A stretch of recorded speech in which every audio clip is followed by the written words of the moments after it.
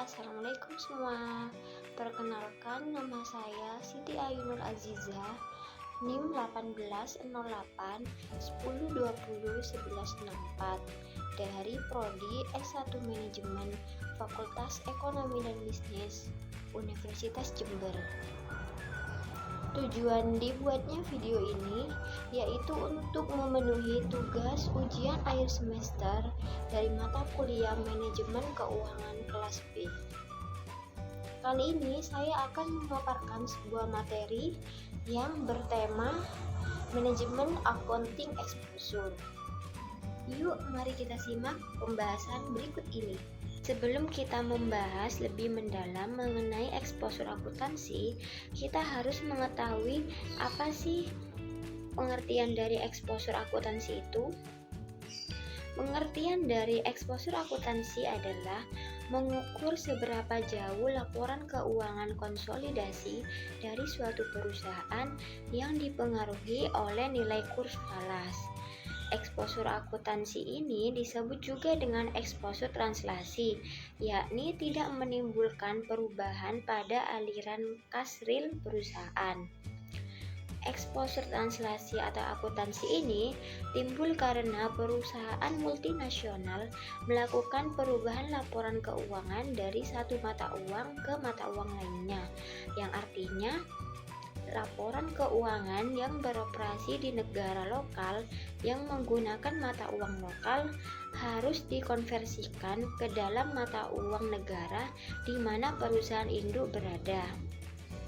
Dan tujuan utama exposure akuntansi atau translasi ini adalah untuk mempersiapkan laporan konsolidasi. Translasi tidak sama dengan konversi, yakni tidak ada pertukaran fisik yang terjadi seperti bila dilakukan konversi. Saldo-saldo dalam mata uang asing ditranslasikan menjadi nilai ekuivalen mata uang domestik berdasarkan kurs nilai tukar valuta asing, yaitu harga satu unit suatu mata uang yang dinyatakan dalam mata uang lainnya. Mata uang negara dagang utama dibeli dan dijual dalam pasar global dengan dihubungkan lewat jaringan telekomunikasi yang canggih. Para pelaku pasar mencakup bank dan perantara mata uang lainnya, kalangan usaha, para individu, dan pedagang profesional. Dengan menyediakan tempat bagi para pembeli dan penjual mata uang, pasar mata uang asing memfasilitasi transfer pembayaran internasional.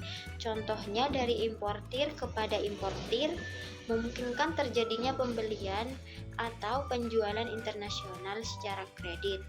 Contohnya yaitu letter of credit suatu bank yang memungkinkan barang dikirimkan kepada pembeli yang belum dikenal sebelum dilakukan pembayaran, dan menyediakan alat bagi para individu atau kalangan usaha untuk melindungi diri mereka dari resiko nilai mata uang yang tidak stabil.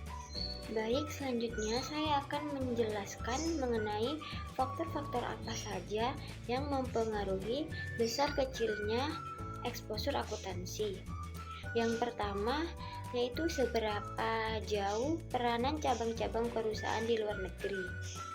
Semakin besar persentase bisnis perusahaan yang dilakukan oleh cabang di luar negeri, semakin besar persentase pos-pos laporan keuangan yang mudah terpengaruh exposure akuntansi. Dan yang kedua, adanya lokasi cabang-cabang perusahaan di luar negeri. Ini diakibatkan karena pos-pos laporan keuangan di setiap cabang biasanya dinyatakan dalam mata uang lokal di negara tersebut. Dan yang terakhir, standar akuntansi yang dipergunakan. Jadi, setiap negara umumnya mempunyai standar akuntansi yang sudah baku, yang amat bervariasi antar negara. Pembahasan selanjutnya yakni mengenai alasan-alasan dari translasi. Yang pertama, perusahaan dengan operasi luar negeri yang signifikan menyusun laporan keuangan konsolidasi yang memungkinkan para pembaca laporan untuk mendapatkan pemahaman yang holistik atas operasi perusahaan, baik domestik maupun luar negeri. Alasan tambahan untuk translasi mata uang asing adalah untuk mencatat transaksi mata uang asing, mengukur risiko suatu perusahaan terhadap pengaruh perubahan mata uang, dan berkomunikasi dengan para pihak berkepentingan dari luar negeri. Nah, untuk keperluan akuntansi, suatu aktiva dan kewajiban mata uang asing dikatakan menghadapi resiko mata uang jika suatu perubahan kurs nilai tukar mata uang menyebabkan mata uang induk perusahaan atau pelaporan juga berubah. Pengukuran risiko ini akan berbeda-beda tergantung dari metode translasi yang dipilih untuk digunakan oleh perusahaan. Pembahasan selanjutnya yaitu mengenai mengukur dan mengantisipasi eksposur akuntansi.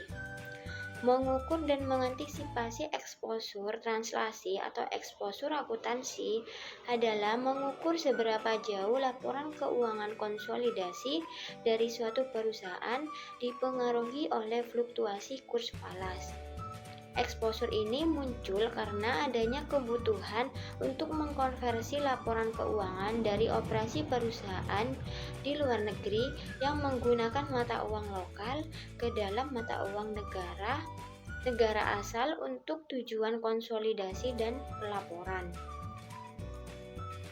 Laporan keuangan konsolidasi umumnya digunakan oleh manajemen perusahaan untuk mengukur kinerja perusahaan afiliasi di luar negeri.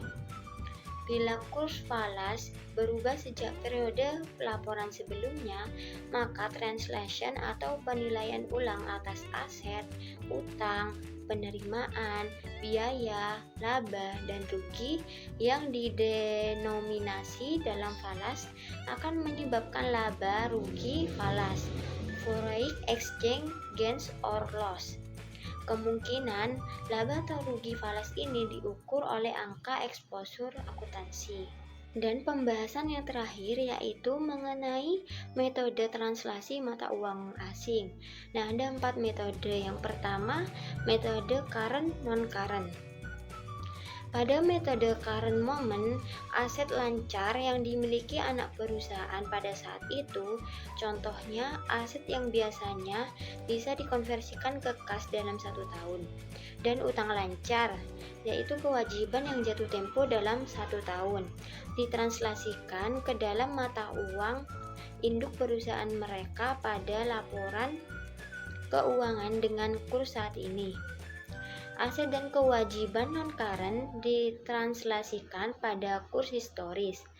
Item laporan laba rugi, kecuali untuk biaya depresiasi dan amortisasi, ditranslasikan pada aplikasi tingkat rata-rata operasional tiap bulan atau pada rata-rata dasar tambahan yang mencakup seluruh periode dilaporkan.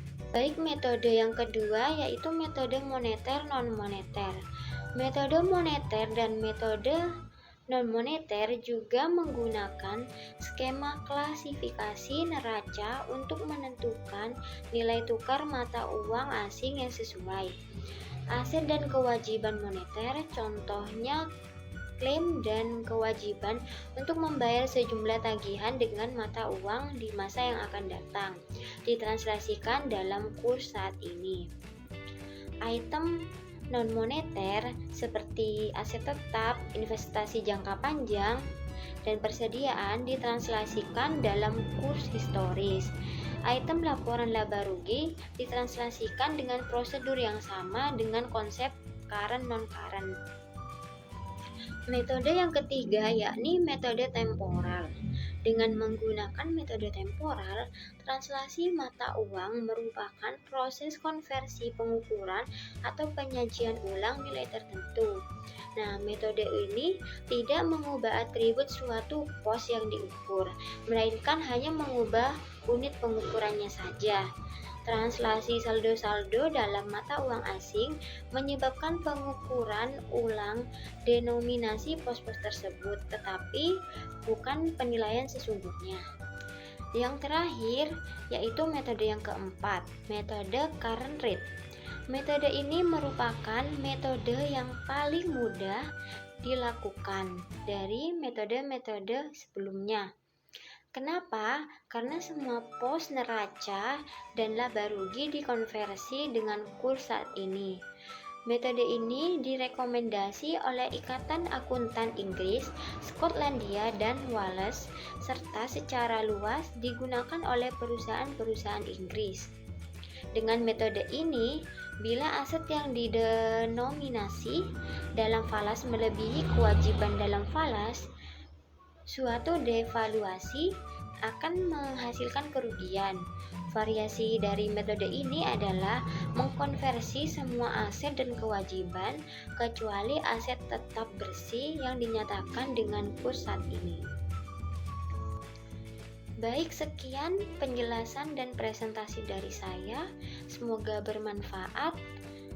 Mohon maaf jika ada kekurangan. Wassalamualaikum warahmatullahi wabarakatuh.